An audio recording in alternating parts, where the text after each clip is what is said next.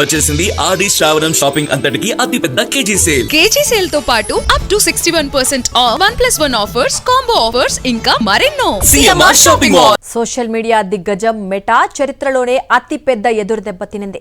Facebook, ఇన్స్టాగ్రామ్ల addiction ద్వారా చిన్నారులు, యుక్త వయస్కుల మానసిక ఆరోగ్యాన్ని దెబ్బతీస్తున్నారంటూ దాఖలైన పిటిషన్లపై అమెరికాలోని 47 రాష్ట్రాలతో మెటా చారిత్రాత్మక ఒప్పందానికి వచ్చింది.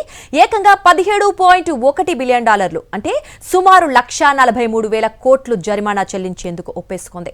పిల్లల రక్షణ కోసం తమ యాప్లలో విప్లవాత్మక మార్పులు చేస్తామని ప్రకటించింది. ఇక ఈ సంచలన ఒప్పందంపై సాక్షి టీవీ ప్రత్యేక కథనం. ఫేస్బుక్, ఇన్స్టాగ్రామ్లలో అపరిమితమైన స్క్రోలింగ్, రాత్రి వేళల్లో వచ్చే నోటిఫికేషన్లు పిల్లలను సామాజిక మాధ్యమాలకు బానిసలుగా మారుస్తున్నాయని, ఇది వారి మానసిక ఆరోగ్యంపై తీవ్ర ప్రభావం చూపుతోందని అమెరికాలోని 47 రాష్ట్రాలు కలిసి ఓక్లాండ్ కోర్టులో దావా వేశాయి. దాదాపు $200 బిలియన్ నష్టపరిహారం కోరిన ఈ కేసులో మెటా దిగిరాక తప్పలేదు. యాపిల్, గూగుల్ వంటి బడా టెక్ సంస్థల చరిత్రలోనే ఇది అతిపెద్ద జరిమానాగా నిలవనుంది. ఈ ఒప్పందం ప్రకారం మెటా తన ప్లాట్ఫారంలలో భారీ మార్పులు తీసుకురావాల్సి ఉంటుంది. ఇన్స్టాగ్రామ్, ఫేస్బుక్లలో రోజుకు గరిష్టంగా 2 గంటల టైం లిమిట్ విధించనున్నారు. అర్ధరాత్రి 12 గంటల నుండి ఉదయం 6 గంటల వరకు యాప్ వాడకంపై పరిమితులు ఉంటాయి.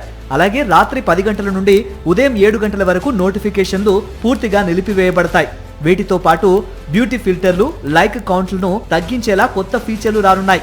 ఇప్పటికే ఆస్ట్రేలియా, యూరోపియన్ యూనియన్ వంటి దేశాలు 16 ఏళ్లలోపు పిల్లలకు సోషల్ మీడియాను నిషేధించే దిశగా చట్టాలు తెస్తున్న వేళ అమెరికా కోర్టు నిర్ణయం మిగిలిన టెక్ కంపెనీలైన టిక్ టాక్, యూట్యూబ్, స్నాప్చాట్లకు కూడా హెచ్చరికగా మారింది. అయితే మెటా తీసుకున్న ఈ నిర్ణయం ఇతర యాప్లకు కూడా వర్తింపజేయాలని, పరిశ్రమ మొత్తానికి ఒకే విధమైన నిబంధనలు ఉండాలని మెటా చీఫ్ లీగల్ ఆఫీసర్ అభిప్రాయపడ్డారు.